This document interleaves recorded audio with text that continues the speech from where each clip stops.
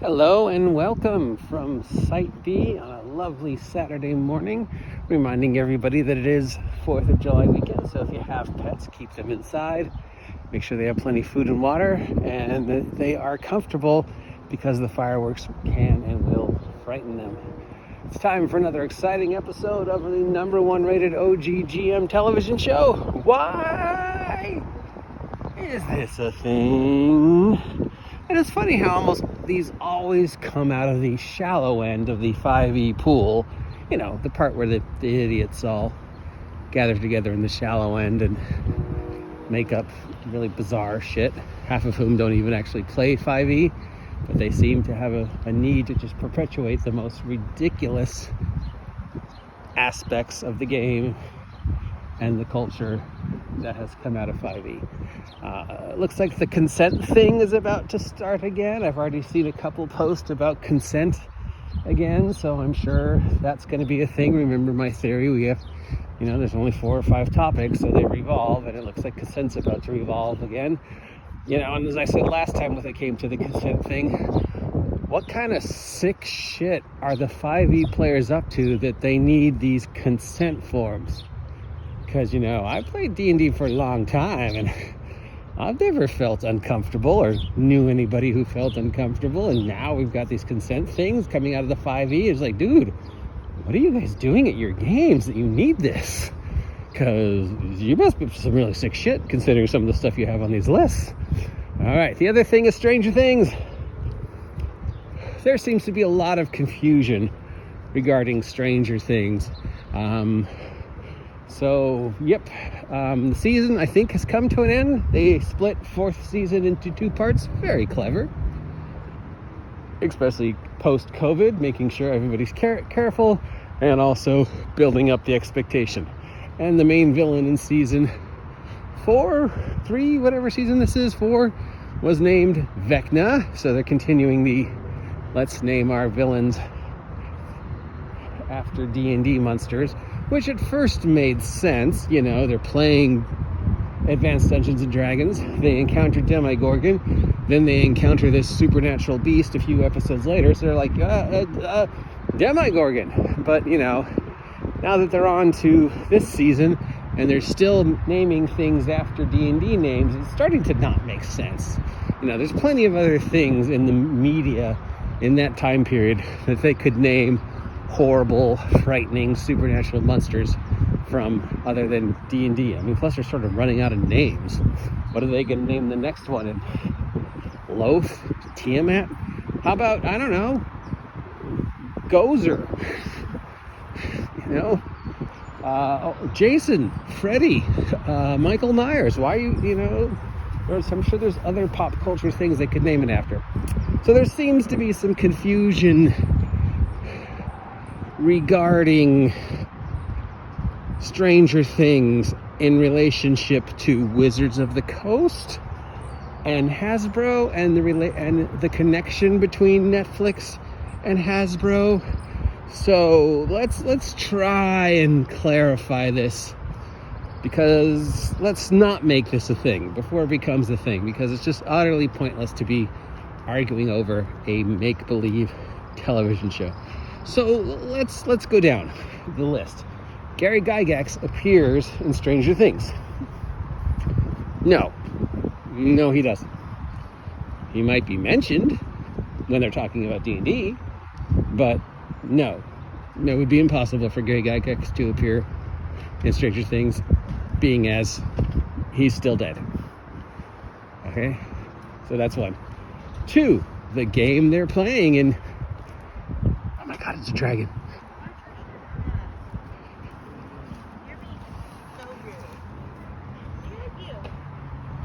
So, the game they're playing in 1st, 2nd, 3rd season, 4th season is 5th edition. No, the kids are not playing 5th edition. They're playing Advanced Dungeons and Dragons. 5th edition didn't exist in 1984 through 1986. In fact, 5th edition didn't exist 2014. So unless 11 has some time travel powers, no, they're not playing 5th edition. The D&D game they're playing and referencing when you see them play is Advanced Dungeons and Dragons, Basic Dungeons and Dragons. Technically, yes, Wizards of the Coast owns those titles, but during the time period, they didn't. In fact, Wizards of the Coast didn't even exist yet. So these are still the TSR years. They're playing Advanced Dungeons and Dragons. So this is great free press for the OSR and AD&D. But no, I'm sorry, other than mentioning the name Dungeons and Dragons, it has nothing to do with 5th edition. Okay. Wizards of the Coast owns Stranger Things. No. Wizards of the Coast does not own Stranger Things. Wizards of the Coast doesn't own anything. Alright. Hasbro owns Stranger Things. Nope. Again, Hasbro does not own Stranger Things. Hasbro owns Dungeons and Dragons. Netflix owns Wizards of the Coast. No, Netflix does not own Wizards of the Coast. Netflix owns Hasbro. No, Netflix does not own Hasbro. Hasbro does not own Netflix. Netflix does not own Hasbro. It's completely separate organizations. Okay. Stranger Things is owned by a completely different media company. Now, I'll give you a hint as to what the media company is before I tell you, in case you don't know. Good morning, ladies. It is a media company based out of the San Fernando Valley. It's a media company that has an amusement park at their studio, famous for the tram tour and their Halloween horror nights.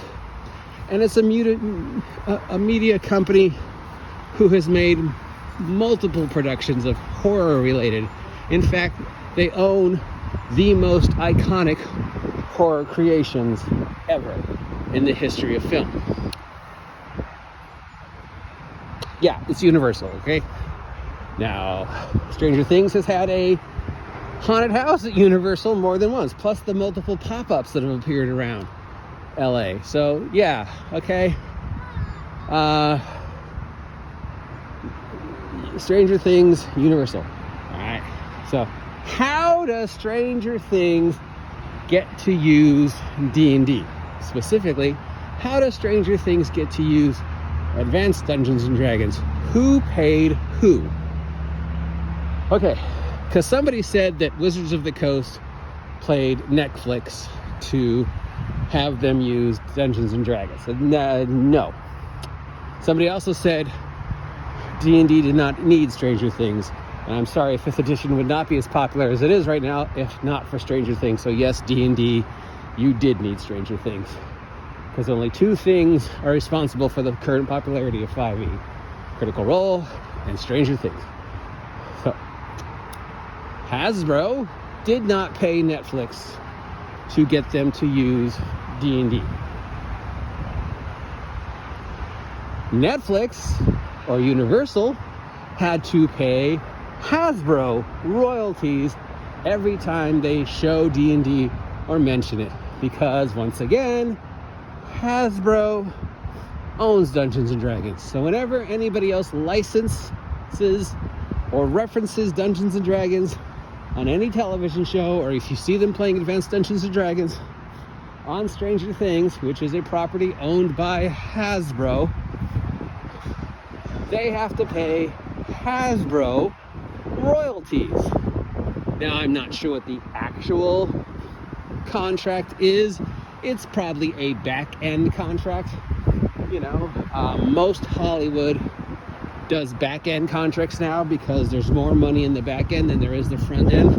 So the back-end contract, as made famous by George Lucas, is you pay me a small amount up front, but in return for using my license, Star Wars, D&D, you give me a huge chunk of the merchandising on the back end. Okay? So, Netflix, Universal, in order to use D&D, probably gave Hasbro a small amount of money up front. And by small amount of money, we're still talking millions. But most of the money they're going to get is from the Stranger Things D&D related stuff. Anytime any merchandise appears with the Dungeons and Dragons logo in it, involved with Stranger Things, anytime you show the Stranger Things kids playing D&D, that's money. Hasbro is getting money on the back end. You know, probably they're also making the Stranger Things action figures and stuff like that. So that's probably how Hasbro got most of the D&D money. Sure, you can use AD&D. Sure, you can show them AD&D. Sure, you can use the names Demogorgon, Mind Flayer, Vecna, Tiamat, whatever. But in return, we get a large chunk on the back end. Merchandising, production, you know, the Stranger Things, Happy Meals, whatever. So in closing, just to make things clear, Gary Gygax is not in Stranger Things because he's dead. And he died long before Stranger Things was in production. Hasbro does not own Stranger Things. Netflix does not own Hasbro. Neither of them own Universal. The game they're playing in Stranger Things is not 5th edition, because 5th edition wasn't created until 2014, wasn't even being play tested to 2012, 2013. The show takes place in the 80s. So they're playing Advanced D&D, OSR D&D, TSR D&D, as written by Gary Gygax. In fact, the last thing Gary Gygax ever worked on, Advanced Dungeons and Dragons, okay? The reason why they can use D&D is they gave Hasbro money, and Hasbro's getting more money off of the merchandising. So hopefully that clarifies. Now, we do know there might be another season after this season's ended. I don't know where they're going to go after Vecna. How do you top that? So I don't know. I would name the next bad guy after something other than D&D. You know, I would name it after another Universal property. But I guess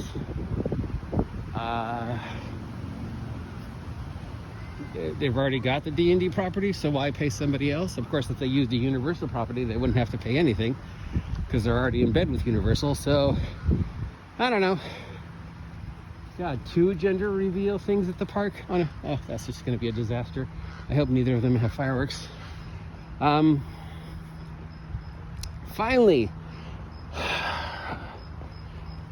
addressing the sexuality of one of the characters in the show and how it relates to 5th edition Dungeons and Dragons. It doesn't, okay? It doesn't relate to 5th edition, okay? Or Advanced Dungeons and Dragons. Playing Advanced Dungeons and Dragons doesn't make you gay, or whatever else you idiots are saying, or how because he's playing 5th edition, he can come out. Like, well, they're not playing 5th edition, and whatever's going on with this character's sexuality has nothing to do with D&D and everything to do with what it's like growing up in the 80s and being LGBTQ. And you know what? They haven't actually officially said the character in question is gay. So until they do, most, empirically say he's gay. It's best to assume he's not. He's a teenager. And when you're a teenager, your hormones are going crazy. And when you're a teenager, you find yourself attracted to anything. Men, women, fabric, furniture, So what if character X finds character Y attractive right now? It doesn't mean they're in love. And even if they are in love, it doesn't mean it's sexual or romantic love. It could just be brotherly love, friend love. We have bonded under combat love. Everybody's worried about this guy's sexuality, and I'm like, I think I'd be more worried about the psychological and emotional PTSD these kids have suffered over the past couple years. They have been through horrible, horrible, horrible scenarios repeatedly. The last thing they should be thinking about is, am I in love with so-and-so?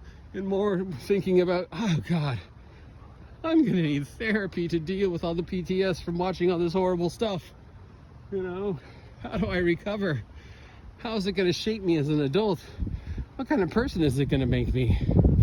Probably not a healthy one if I don't get help. So yeah, there is no connection between anybody's sexuality on the show and the fact that in a couple episodes they play D&D. So just stop it. Just stop speculating on the sexuality of the character until they specifically say, yes. I'd be more worried about the emotional damage of the character. Anyways, I'm the OG Jim. I hope you have appreciated this version episode of Why Is This a Thing? The Stranger Things D&D connection or lack thereof, and clarifying who owns what, where we stand. And for the last time, Gary Gygax did not work on 5th edition because Gary Gygax died in the early 2000s, and Zach S. and Chris did not start working on 5th edition until 2013. So there is no possible way that Gary Gygax would have had anything to do with 5th edition. And anybody who says otherwise is lying. Till next time, see ya.